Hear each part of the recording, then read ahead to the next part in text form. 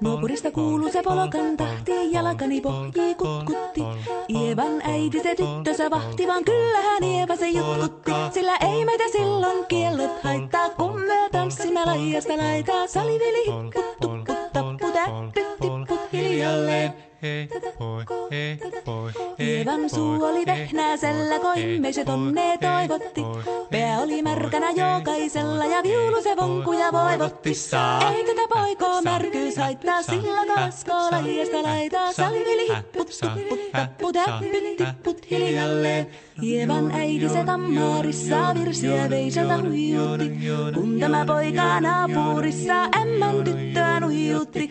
Eikä tätä poikoo ämmät haittaa, sillä kalaskoo laijasta laitaa. Salivili hipput, tupput, tapput, äppyt, tipput hiljalleen.